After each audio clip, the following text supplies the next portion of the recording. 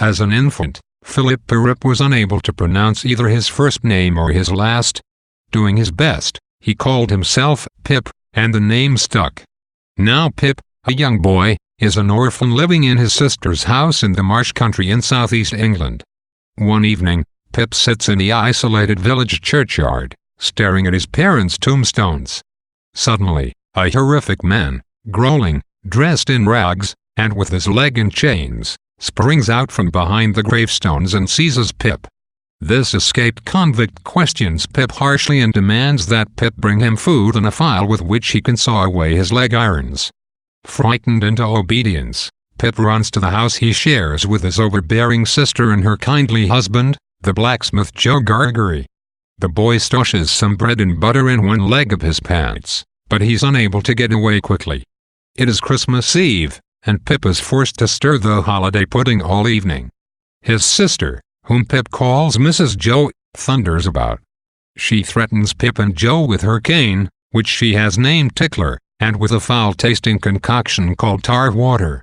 Very early the next morning, Pip sneaks down to the pantry, where he steals some brandy, mistakenly refilling the bottle with tar water, though we do not learn this until Chapter 4, and a pork pie for the convict.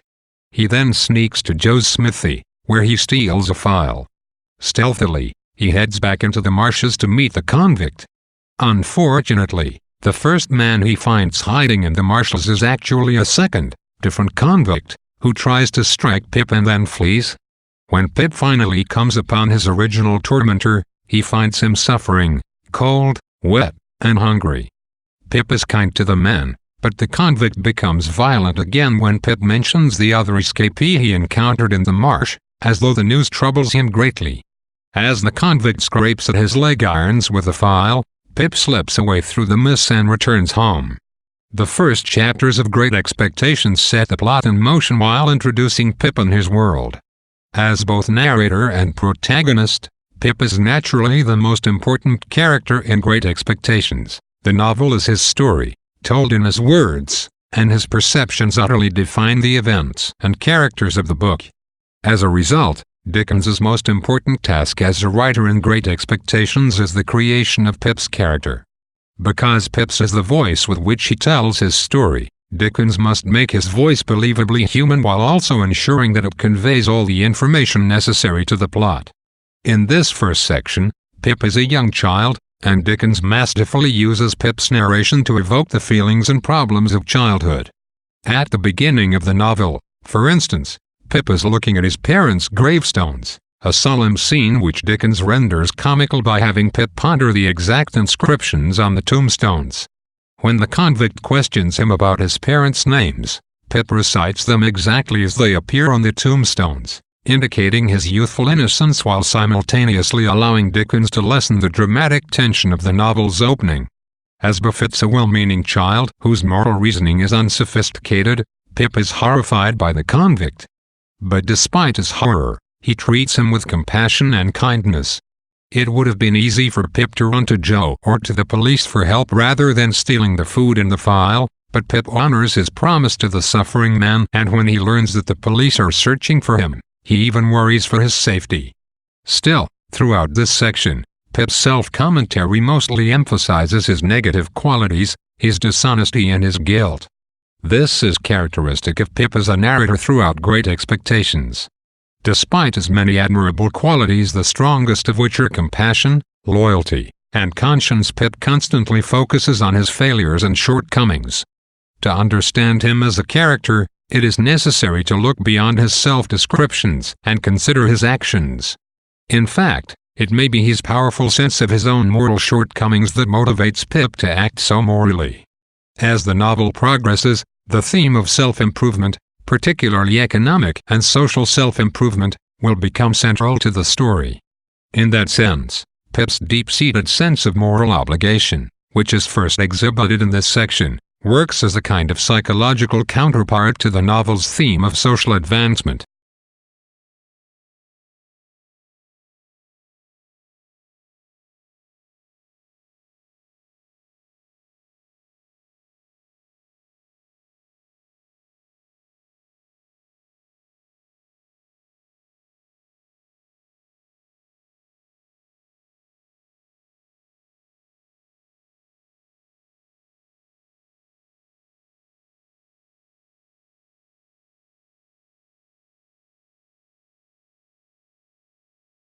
As he returns home, Pip is overwhelmed by a sense of guilt for having helped the convict. He even expects to find a policeman waiting for him at Joe's house. When Pip slips into the house, he finds no policeman, only Mrs. Joe busy in the kitchen cooking Christmas dinner. Pip eats breakfast alone with Joe. The two go to church. Mrs. Joe, despite her moralizing habits, stays behind. Christmas dinner is an agonizing affair for Pip, who is crowded into a corner of the table by his well-to-do Uncle Pumblechook and the church clerk, Mr. Wopsle. Terrified that his sneaking out of the house to help the convict will be discovered, Pip nearly panics when Pumblechook asks for the brandy and finds the bottle filled with tar water. His panic increases when, suddenly, several police officers burst into the house with a pair of handcuffs. Pip is sure that the policemen have come to arrest him, but all they want is for Joe to fix their handcuffs. The bumbling policemen tell Pip and Joe that they are searching for a pair of escaped convicts, and the two agree to participate in the manhunt. Seeing the policeman, Pip feels a strange surge of worry for his convict. After a long hunt, the two convicts are discovered together, fighting furiously with one another in the marsh. Cornered and captured, Pip's convict protects Pip by claiming to have stolen the food and file himself. The convict is taken away to a prison ship and out of Pip's life, so Pip believes forever. Joe carries Pip home, and they finish their Christmas dinner. Pip sleepily heads to bed while Joe narrates the scene of the capture to Mrs. Joe and the guests. Pip continues to feel powerfully guilty about the incident, not on his sister's account, but because he has not told the whole truth to Joe. After the incident, some time passes. Pip lives with his guilty secret and struggles to learn reading and writing at Mrs. Wopsle's school. At school, Pip befriends Betty, the granddaughter of the teacher. One day, Joe and Pip sit talking. The illiterate Joe admires a piece of writing Pip has just done. Suddenly, Mrs. Joe bursts in with Pumblechook. Highly self-satisfied, they reveal that Pumblechook has arranged for Pip to go play at the house of Miss Havisham, a rich spinster who lives nearby. Mrs. Joe and Pumblechook hope she will make Pip's fortune, and they plan to send him home with Pumblechook before he goes to Miss Havisham's the next day. The boy is given a rough bath, dressed in a suit, and taken away by Pumblechook. Over breakfast the next morning, Pumblechook sternly grills Pip on multiplication problems. At 10, he is taken to Miss Havisham's manor, Satis house. The gate is locked, and a small, very beautiful girl comes to open it. She is rude to Pumblechook and sends him away when she takes Pip inside. She leads him through the ornate, dark mansion to Miss Havisham's candlelit room, where the skeletal old woman waits by her mirror, wearing a faded wedding dress, surrounded by clocks stopped at 20 minutes to 9. The girl leaves, and Miss Havisham orders Pip to play. He tells her earnestly that he's too affected by the newness and grandeur of the house to play. Miss Havisham forces him to call for the girl, whose name is Estella. Estella returns, and Miss Havisham orders her to play cards with Pip.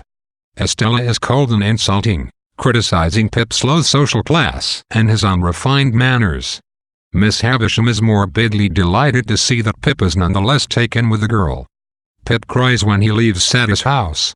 When Pip returns home, he lies to Joe, Mrs. Joe, and Pumblechook about his experience at Satis house, inventing a wild story in which Estella feeds him cake and 4 immense dogs fight over veal cutlet from a silver basket. He feels guilty for lying to Joe and tells him the truth in the smithy later that day. Joe, who is astonished to find out that Pip has lied, advises Pip to keep company with his own class for the present and tells him that he can succeed someday only if he takes an honest path. Pip resolves to remember Joe's words, but that night, as he lies in bed, he can't help but imagine how common Estella would find Joe, and he falls into a reverie about the grandeur of his hours at Satis house. Pip continues to suffer through his schooling, but a new desire for education and social standing makes him agree to take extra lessons from his sensible friend Betty. Later the same day, when Pip goes to the pub to bring Joe home, he sees a mysterious stranger stirring his drink with the same file Pip stole for the convict. The stranger gives Pip £2, which Pip later gives to Mrs. Joe. He continues to worry that his aid to the convict will be discovered. With the introduction of Miss Havisham and Estella, the themes of social class, ambition, and advancement move to the forefront of the novel. Pip's hopes, encouraged by Mrs. Jo's and Pumble Cook's suggestive comments that Miss Havisham intends to raise him into wealth and high social class, are given special urgency by the passionate attraction he feels for Estella. His feelings for the very pretty and very proud young lady, combined with the deep impression made on him by Satis House, with its ornate grandeur, haunted atmosphere, and tragic sense of mystery, raise in Pip a new consciousness of his own low birth and common bearing. When he returns from Satis House in Chapter 9, he even lies about his experience there, unwilling to sully his thoughts of it with the contrasting plainness of his everyday world. Estella and Miss Havisham must remain far above the level of such common doings. Pip's romantic sensibility, first visible in his tendency to linger around his parents' gravestones, is powerfully attracted to the enigmatic world of Satis House. His desire for self-improvement compels him to idealize Estella. Her condescension and spite match Pip's feelings about himself and the world of Satis House. He accepts her cruelty. Why? He is a common laboring boy, without defending himself because he sorrowfully believes her to be right. In fact, he only cries when he is forced to leave her. The differences between their social classes manifest themselves even in small things.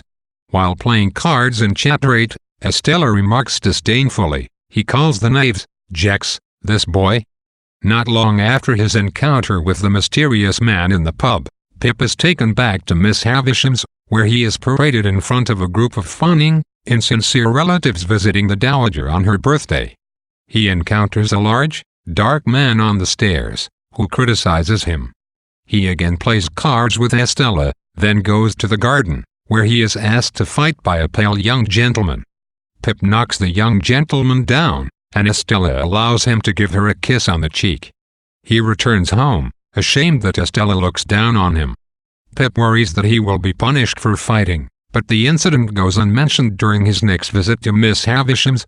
He continues to visit regularly for the next several months, pushing Miss Havisham around in her wheelchair, relishing his time with Estella, and becoming increasingly hopeful that Miss Havisham means to raise him from his low social standing and give him a gentleman's fortune.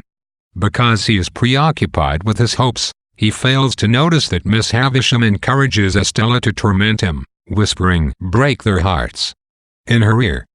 Partially because of his elevated hopes for his own social standing, Pip begins to grow apart from his family, confiding in Biddy instead of Joe, and often feeling ashamed that Joe is common. One day at Satis House, Miss Havisham offers to help with the papers that would officially make Pip Joe's apprentice, and Pip is devastated to realize that she never meant to make him a gentleman. Joe visits Satis House to complete Pip's apprenticeship papers.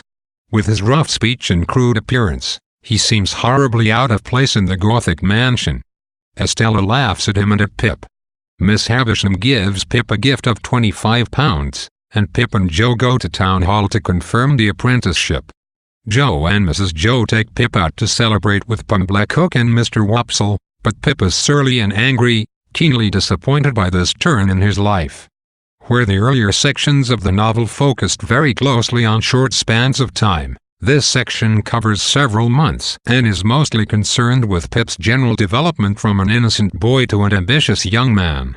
The themes of ambition and social advancement are central to this development, as Pip increasingly uses his ambiguous relationship with Miss Havisham as a pretext for believing that the old woman intends him to marry Estella.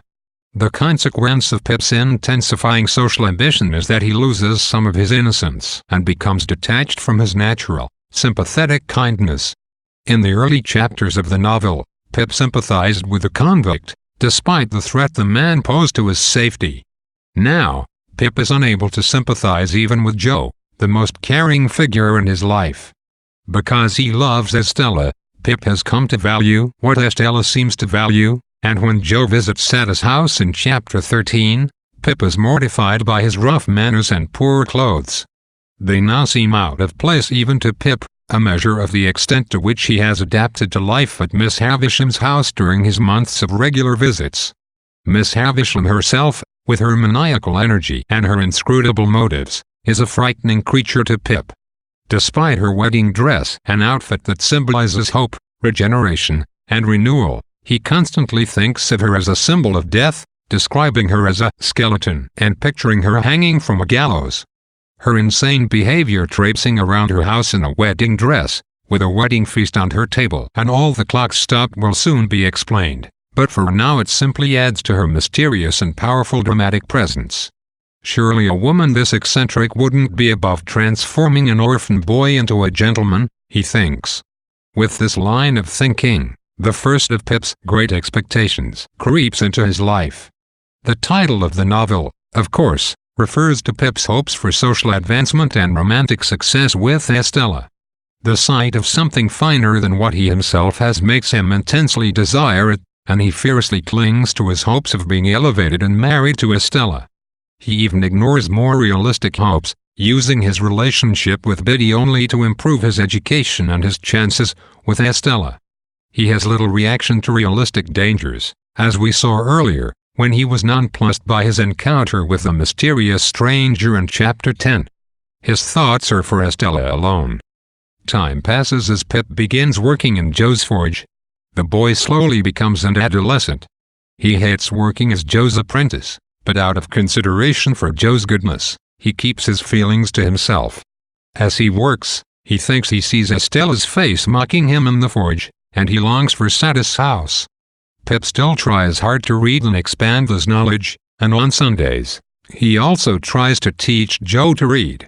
One Sunday, Pip tries to persuade Joe that he needs to visit Miss Havisham, but Joe again advises him to stay away. However, his advice sounds confused, and Pip resolves to do as he pleases. Joe's forge worker, Dolge Orlick, makes Pip's life even less pleasant. Orlick is vicious, oafish, and hateful, and he treats Pip cruelly. When Pip was still a young child, Orlick frightened him by convincing him that the devil lived in a corner of the forge. One day, Mrs. Joe complains about Orlick taking a holiday, and she and Orlick launch into a shouting match. Mrs. Joe gleefully calls on Joe to defend her honor, and Joe quickly defeats Orlick in the fight. Mrs. Joe faints from excitement. Pip visits Miss Havisham and learns that Estella has been sent abroad. Dejected, he allows Wopsle to take him to Pumblechook Cook's for the evening, where they pass the time reading from a play. On the way home, Pip sees Orlick in the shadows and hears guns fire from the prison ships. When he arrives home, he learns that Mrs. Joe has been attacked and is now a brain-damaged invalid. Pip's old guilt resurfaces when he learns that convicts, more specifically, convicts with leg irons that have been filed through or suspected of the attack on his sister. The detectives who come from London to solve the crime are bumblers, and the identity of the attacker remains undiscovered. Mrs. Joe, who is now unable to talk, begins to draw the letter T on her slate over and over, which Pip guesses represents a hammer. From this, Betty deduces that she is referring to Orlick. Orlick is called in to see Mrs. Joe, and Pip expects her to denounce him as her attacker. Instead, she seems eager to please Orlick and often calls for him in subsequent days by drawing a T on her slate. In Chapter 10, Pip received an unwelcome reminder of the convict when the stranger in the pub appeared with the stolen file. In this section, he receives an even more unpleasant reminder when an escaped convict from the prison ships, possibly the stranger from the pub, is blamed for the attack on Mrs. Joe. Because of Pip's powerful moral sense, he is racked with guilt over the incident. As he says in Chapter 16, "It was horrible to think that I had provided the instrument, however undesignedly." Of course, Mrs. Joe's strange interest in Orlick in the next chapters marks him as the true attacker, and Pip guesses this truth almost immediately. Even though Pip is in no way at fault in the incident, his conscience still troubles him. Betty moves in to help nurse Mrs. Joe. Pip visits Satis' house again and notices how bleak it is without Estella. He walks with Betty on Sunday and confides to her his dissatisfaction with his place in life. Although he seems to be attracted to Betty, he tells her the secret of his love for Estella. When Betty advises him to stay away from Estella, Pip is angry with her, but he still becomes very jealous when Orlick begins trying to flirt with her. At the pub one evening, Pip sits in a crowd listening to Wopsle read the story of a murder trial from a newspaper. a stranger begins questioning Wopsle about the legal details of the case. Pip recognizes him as the large, dark man he met on the stairs at Miss Havisham's in Chapter 11. The stranger introduces himself as the lawyer Jaggers, and he goes home with Pip and Joe. Here, he explains that Pip will soon inherit a large fortune. His education as a gentleman would begin immediately. Pip will move to London and become a gentleman, he says, but the person who is giving him the fortune wishes to remain secret. Pip can never know the name of his benefactor. Pip's fondest wish has been realized, and he assumes that his benefactor must be Miss Havisham after all. He first met Jaggers at her house, and his tutor will be Matthew Pocket, her cousin. Joe seems deflated and sad to be losing Pip, and he refuses Jaggers' condescending offer of money. Biddy is also sad, but Pip adopts a snobbish attitude and thinks himself too good for his surroundings. Still, when Pip sees Joe and Biddy quietly talking together that night, he feels sorry to be leaving them.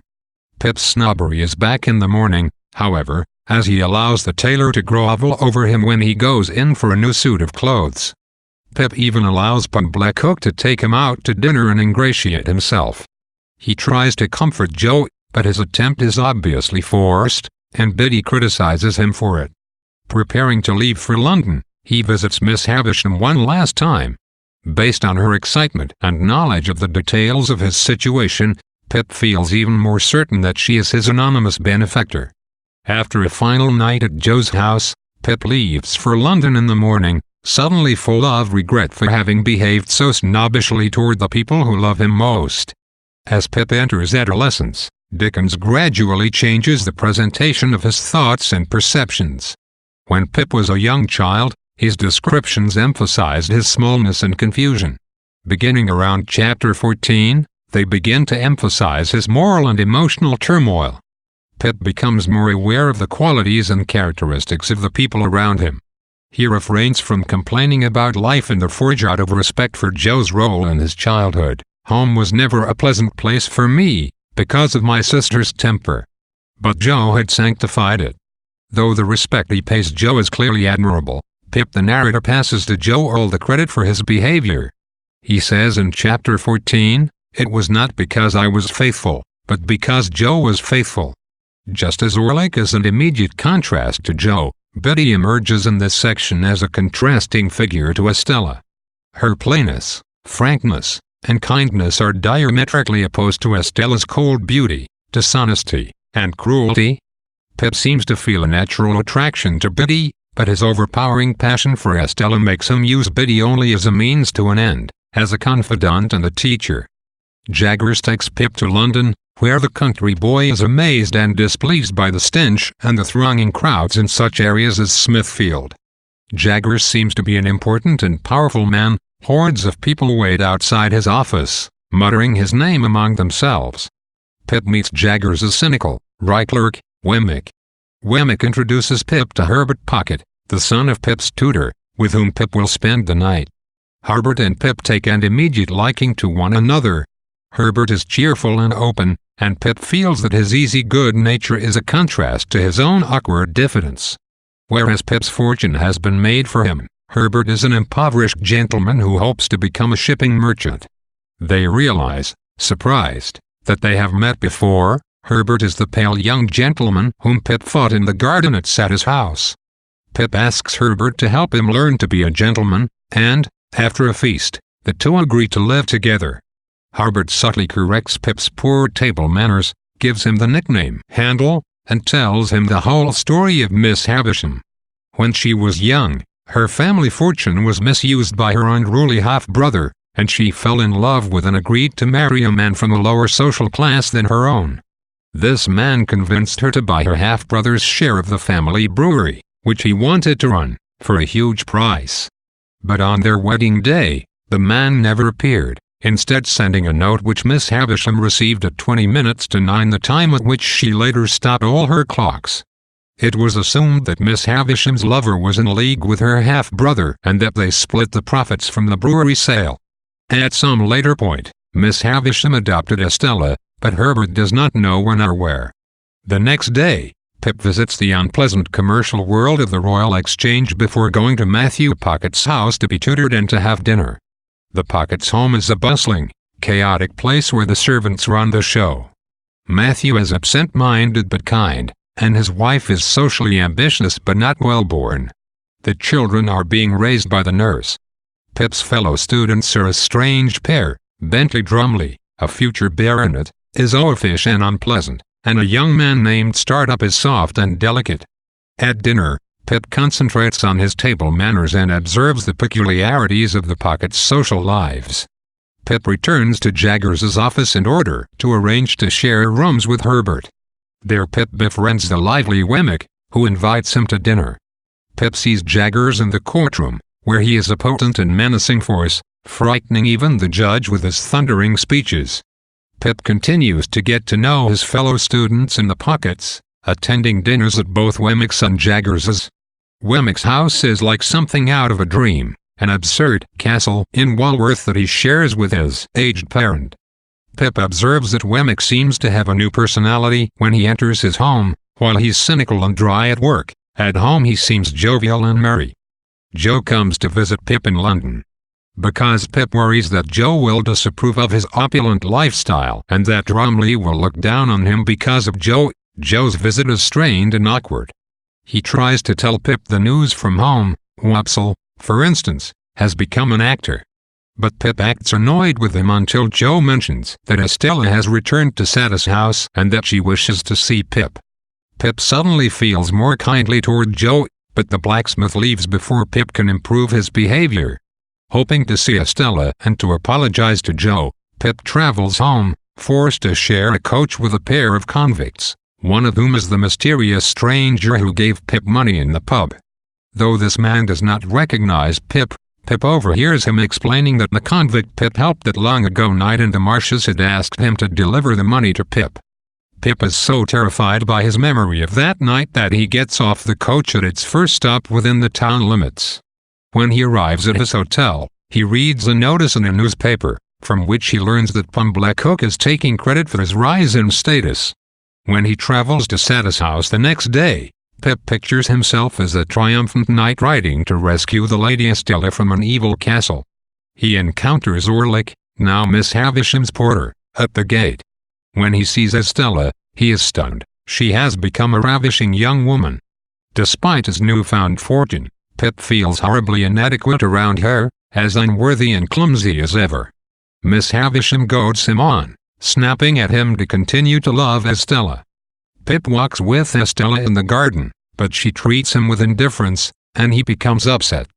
Pip realizes that she reminds him of someone, but he can't place the resemblance. Back inside, he discovers Jaggers there and feels oppressed by the lawyer's heavy presence. The next day, Pip tells Jaggers about Orlick's past, and Jaggers fires the man from Miss Havisham's employ. Pip is mocked by the tailor's apprentice as he walks down the street. He returns in low spirits to London, where Herbert tries to cheer him up, though he also tries to convince him that, even if Miss Havisham is his secret benefactor, she does not intend for him to marry Estella. Herbert confesses to Pip that he, too, is in love and, in fact, has a fiancée named Clara, but he's too poor to marry her. Pip and Herbert go to the theater, where Wopsle plays a ridiculous Hamlet. Pip takes the hapless actor out to dinner following the play, but his mood remains sour. Pip receives a note from Estella, ordering him to meet her at a London train station. He arrives very early and encounters Wemmick, who takes him on a brief tour of the miserable grounds of Newgate Prison. Pip feels uncomfortable in the dismal surroundings, but Wemmick is oddly at home, even introducing Pip to a man who has been sentenced to death by hanging. Pip's 21st birthday finally arrives, meaning that he is an adult and will begin to receive a regular income from his fortune rather than having to go to Jaggers to access his money. He feels a great sense of excitement, because he hopes that his entrance into adulthood will cause Jaggers to tell him the identity of his mysterious benefactor. Despite Herbert's warning, he feels increasingly certain that it is Miss Havisham and that she means for him to marry Estella. But during their interview, Jaggers is cold and brief. He reveals nothing about the source of Pip's fortune, simply telling him that his income will be £500 a year and refusing to take responsibility for the outcome. For some reason, the encounter reminds Pip of his meeting with the convict in the graveyard so many years before. Still, Pip invites Jaggers to participate in his birthday dinner, but Jaggers' oppressive presence makes the evening less enjoyable for Pip and Herbert. Upon receiving his income, Pip decides to help Herbert by buying Herbert's way into the merchant business. He asks Wemmick for advice. At Jaggers' office, in Chapter 36, Wemmick cynically advises Pip not to help Herbert, but later, at the castle where Pip also meets Wemmick's girlfriend, Miss Skiffins, he avidly offers exactly the opposite advice and agrees to help Pip with the scheme. They find a merchant in need of a young partner, and Pip buys Herbert the partnership. Everything is all arranged anonymously, so that Herbert, like Pip, does not know the identity of his benefactor. Pip's 21st birthday marks his official transition to adulthood. Jaggers even begins calling him Mr. Pip. Jaggers' refusal to comply with Pip's wishes to know the truth about his benefactor is a bad omen, one borne out in the next section with the arrival of the convict and the downfall of Pip's greatest expectations. Even though Pip is still self-critical, he has legitimately matured into early adulthood and developed more sympathetic qualities. His decision to use his large income to help Herbert, being very desirous, as he says, to serve a friend, allows him to share his good fortune with a friend in need. Ironically, Pip adopts secrecy even as he is most anxious to know the identity of his own secret benefactor. Of course, he still believes his benefactor to be Miss Havisham, and he even accounts for Jaggers' refusal to talk with the ridiculous deduction that Miss Havisham had not taken him into her confidence as to her designing me for Estella, that he resented this, and felt a jealousy about it. That Pip imagines the hard, powerful Jaggers feeling jealousy over anything involving Pip illustrates the extent to which Pip must delude himself to believe that Miss Havisham truly intends for him to marry Estella. It is obvious to the reader and to all the other characters in the book that Miss Havisham has no such idea in mind, but Pip remains blinded by love and continues to equate his social advancement with romantic advancement. This section also continues to develop the character of Wemmick. The bizarre clerk's two distinct sides become even more sharply divided in this section, as Office Wemmick advises Pip not to help Herbert, while Walworth Wemmick wholeheartedly endorses the plan. Wemmick even acknowledges the split, saying in Chapter 36 that my Walworth sentiments must be taken at Walworth. None but my official sentiments can be taken at this office. Pip's introduction to Miss Skiffins, Wemmick's girlfriend and future bride, in Chapter 37 allows Dickens to make an even more sentimental character out of Wemmick, but it also highlights Pip's own romantic troubles. His love for Estella remains desperately impractical, and, as the next section demonstrates, his relationship with her has become humiliating in an entirely new way. Pip spends a great deal of time with Estella in the house of her London hostess, Mrs. Brandley. However, he is not treated as a serious suitor. Rather, he is allowed to accompany Estella everywhere she goes, watching her treat her other suitors cruelly but being more or less ignored himself. He cannot understand why Miss Havisham does not announce the details of their engagement, in which he continues to believe. Pip and Estella go to visit the old woman, and Pip observes for the first time a combative relationship between her and Estella. Miss Havisham goads Estella on to break men's hearts, but Estella treats Miss Havisham as coldly as she treats her suitors. Shortly thereafter, Pip learns to his horror that Drumley is courting Estella. He confronts Estella about the news, but she refuses to take his concern seriously, reminding Pip that he is the only suitor she doesn't try to deceive and entrap. But this only makes Pip feel less important to her. That night, the young man imagines his fate as a heavy stone slab hanging over his head, about to fall. Time passes, and Pip is now 23. One night, during a midnight thunderstorm, he hears heavy footsteps trudging up his stairs. An old sailor enters Pip's apartment, and Pip treats him nervously and haughtily before recognizing him. It is Pip's convict, the same man who terrorized him in the cemetery and on the marsh when he was a little boy. Horrified, Pip learns the truth of his situation. The convict went to Australia, where he worked in sheep ranching and earned a huge fortune. Moved by Pip's kindness to him on the marsh, he arranged to use his wealth to make Pip a gentleman. The convict, not Miss Havisham, is Pip's secret benefactor. Pip is not meant to marry Estella at all. With a crestfallen heart, Pip hears that the convict is even now on the run from the law, and that if he is caught, he could be put to death. Pip realizes that though the convict's story has plunged him into despair, it is his duty to help his benefactor. He feeds him and gives him Herbert's bed for the night, since Herbert is away. Terrified of his new situation, Pip looks in on the convict, who is sleeping with a pistol on his pillow, and then locks the doors and falls asleep. He awakes at 5 o'clock in the morning to a dark sky tormented by wind and rain. As we saw in the previous section, Pip has now matured into an adult, marking a new phase in the novel. Additionally, the reappearance of the convict and the solution of the mystery of Pip's benefactor mark an important milestone in the book's narrative development. Appropriately, the second important stage of the novel concludes at the end of this section. We are told here, this is the end of the second stage of Pip's expectations. Dickens opens this section by illustrating the extent to which Pip must now fool himself to believe that he's still meant to marry Estella. His relationship with Estella has gone from bad to worse. Where he was once her innocent playmate, he is now expected to act as her innocuous companion, accompanying her to meet suitor after suitor at innumerable parties, essentially functioning as her chaperone. Dickens contrasts Pip's romantic quandary with the romantic optimism of his friends, who all seem to find romantic happiness. Wemmick has Miss Skiffins and Herbert as Clara. Pip has only the bitter knowledge that the oafish Drumley has begun courting his beloved Estella.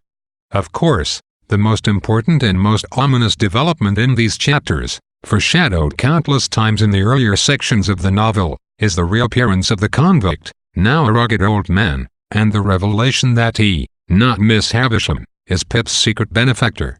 This revelation deflates Pip's hopes that he is meant for Estella, and it completely collapses the stark social divisions that have defined him in the novel, first as a poor laborer envious of the rich, then as a gentleman embarrassed of his poor relations. Now Pip learns that his wealth and social standing come from the labor of an uneducated prison inmate, turning his social perceptions inside out. The fulfillment of his hope of being raised to a higher social class turns out to be the work of a man from a class even lower than his own. The sense of duty that compels Pip to help the convict is a mark of his inner goodness, just as it was many years ago in the swamp, but he is nevertheless unable to hide his disgust and disappointment. In the morning, Pip trips over a shadowy man crouching on his staircase. He runs to fetch the watchman, but when they return the man is gone. Pip turns his attention to the convict, who gives his name as Abel Magwitch. To keep the servants from learning the truth, Pip decides to call Magwitch Uncle Provis, an alias Magwitch made up for himself on the ship from Australia to England.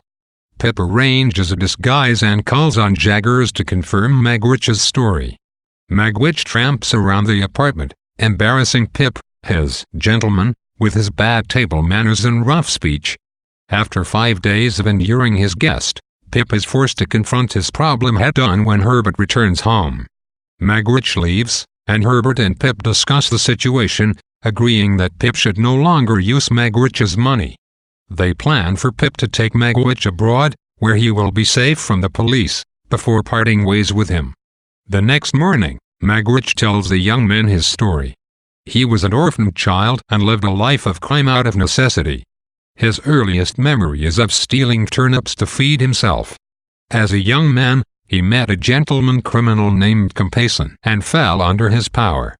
Compeyson had already driven another accomplice, Arthur, into alcoholism and madness. Arthur, Magwitch says, was driven to despair by the memory of a wealthy woman he and Compeyson had once victimized. Magwitch remembers a woman from his own past and becomes distraught, but he does not tell Herbert and Pip about her. He continues, saying that when he and Compeyson were caught, Compeyson turned on him, using his gentleman's manners to obtain a light sentence at the trial. Magwitch wanted revenge, and Compeyson was the man Pip saw him struggling with that night on the marsh. At this point, Herbert passes Pip a note that tangles the situation even further. The note reveals that Arthur was Miss Havisham's half-brother. Compeyson was the man who stood her up on their wedding day. Ashamed that his rise to social prominence is owed to such a coarse, low-born man, Pip feels that he must leave Estella forever. After an unpleasant encounter with Drumley at the inn, he travels to Satis house to see Miss Havisham and Estella one final time. Miss Havisham admits that she knowingly allowed him to believe she was his benefactor, and she agrees to help Herbert now that Pip can no longer use his own fortune.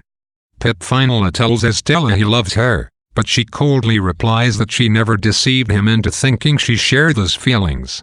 She announces that she has decided to marry Drumley. Surprisingly, Miss Havisham seems to pity Pip.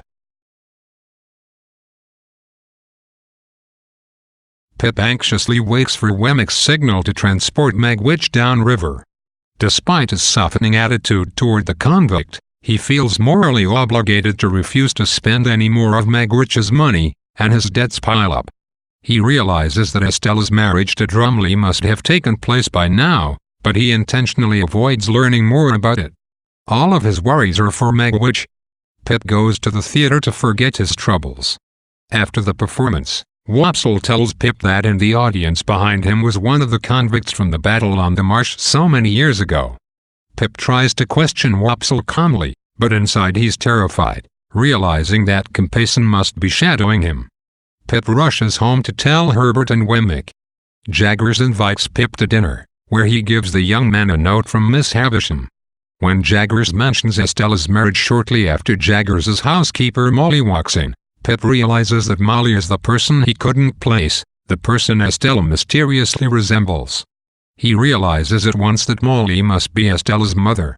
Walking home with Wemmick after the dinner, Pip questions his friend about Molly, and he learns that she was accused of killing a woman over her common-law husband and of murdering her little daughter to hurt him. Pip feels certain that Estella is that lost daughter. Pip visits Miss Havisham, who feels unbearably guilty for having caused Estella to break his heart. Sobbing, she clings to Pip's feet, pleading with him to forgive her. He acts kindly toward her, then goes for a walk in the garden. There, he has a morbid fantasy that Miss Havisham is dead. He looks up at her window just in time to see her bend over the fire and go up in a column of flame. Rushing in to save her, Pip sweeps the ancient wedding feast from her table and smothers the flames with the tablecloth.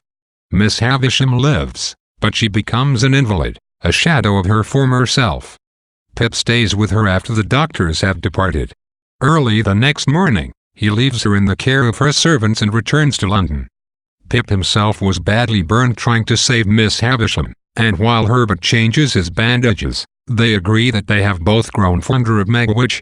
Herbert tells Pip the part of Magwitch's story that the convict originally left out, the story of the woman and his past. The story matches that of Jaggers's housekeeper, Molly.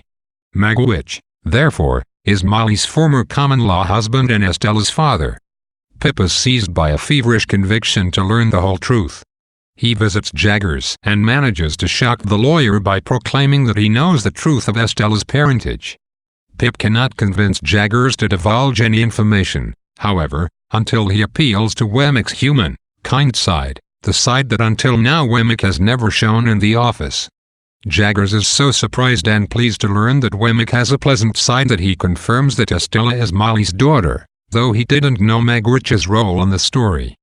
The night is dark over the marsh. In the sky the moon is a deep red. Thick mists surround the Limekiln to which Pip travels. He enters an abandoned stone quarry and suddenly finds his candle extinguished. A noose is thrown over his head in the darkness. He is bound tightly, and a gruff voice threatens to kill him if he cries out. A flint is struck, its flame illuminating Orlick's wicked face. Orlick accuses Pip of coming between him and a young woman he fancied, among other things, and declares his intention to have revenge.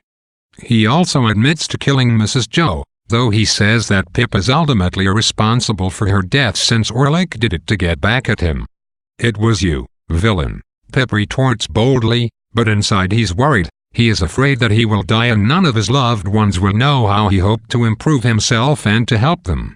Orlick reveals that he has some connection with Compeyson and has solved the mystery of Magwitch, and that he was the shadowy figure lurking in Pip's stairwell.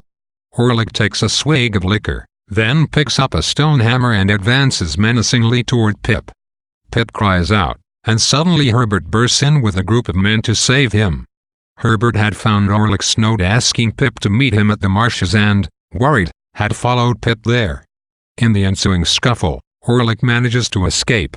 Rather than pursuing him, Pip rushes home with Herbert to carry out Magwitch's escape. In the morning, a sparkling sunrise dazzles London as Pip and Herbert prepare to put their plan in motion. With their friend Startup, the pair set out on the river. The Thames is bustling with activity and crowded with boats. When they stop for Magwitch at Clara's house, he looks well and seems contemplative. He drags his hand in the water as the boat moves and compares life to a river. As they move out of London into the marshes, though, the mood darkens, the rowing becomes harder, and a sense of foreboding settles over the group. At the filthy inn where they stopped at night, a servant tells them of an ominous boat he has seen lingering near the inn. Pip worries that it could be either the police or Compeyson. That night Pip sees two men looking into his boat, so the group arranges for Pip and Magwitch to sneak out early the next morning and rejoin the boat further down the river. Making their way downriver, they see their goal, a German steamer that will take Pip and Magwitch away in the distance. But suddenly another rowboat appears, and a policeman calls for Magwitch's arrest. Magwitch recognizes Compeyson on the other boat and dives into the river to attack him. They grapple, and each slips under the surface, but only Magwitch resurfaces. He claims not to have drowned Compeyson, though he says he would have liked to, but he cannot avoid being chained and led away to prison. Now completely loyal to him, Pip takes his hand and promises to stand by him. Jaggers is certain that Magwitch will be found guilty, but Pip remains loyal. He does not worry when he learns that the state will appropriate Magwitch's fortune, including Pip's money. While Magwitch awaits sentencing, Herbert prepares to marry Clara and Wemmick enjoys a comical wedding to Miss Skiffins. Herbert offers Pip a job, but Pip delays his answer. After Magwitch's death, Pip falls into a feverish illness. He is also arrested for debt and nearly carted away to prison. He is spared only because of his extreme ill health. He experiences wild hallucinations, reliving scenes with Orlick and Miss Havisham and continually seeing Joe's face. But the last is not a hallucination. Joe has really come, and he nurses Pip through his illness. As Pip recovers, Joe tells him the news from home: Miss Havisham has died, wisely distributing her fortune among the pockets. After failing to kill Pip, Orlick robbed Pumblechook, and he since has been caught and put in jail. And Joe has news about himself. Biddy has helped him learn how to read and write. Pip and Joe go on a Sunday outing, just as they used to do when Pip was a boy. But when Pip tries to tell Joe the story of Magwitch, Joe refuses to listen, not wanting to revisit painful memories. Despite Pip's renewed affection, living in London makes Joe increasingly unhappy, and one morning Pip finds him gone. Before leaving, he does Pip one last good turn, paying off all of Pip's debts. Pip rushes home to reconcile with Joe and decides to marry Biddy when he gets there. When Pip arrives at his childhood home, he finds Satis' house pulled apart in preparation for an auction. Pumblechook tracks him down at his hotel and treats him condescendingly, but Pip rudely takes his leave and goes to find Biddy and Joe. Biddy's schoolhouse is empty, as is Joe's smithy. When Pip finds them, he is shocked to discover that they have been married.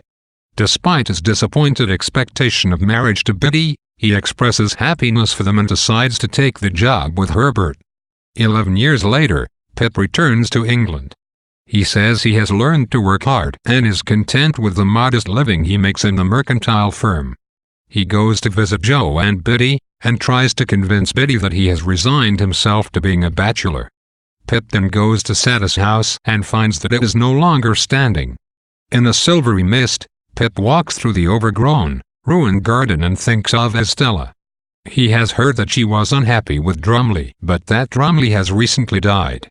As the moon rises, Pip finds Estella wandering through the old garden. They discuss the past fondly. As the mists rise, they leave the garden hand in hand. Pip believes never to part again.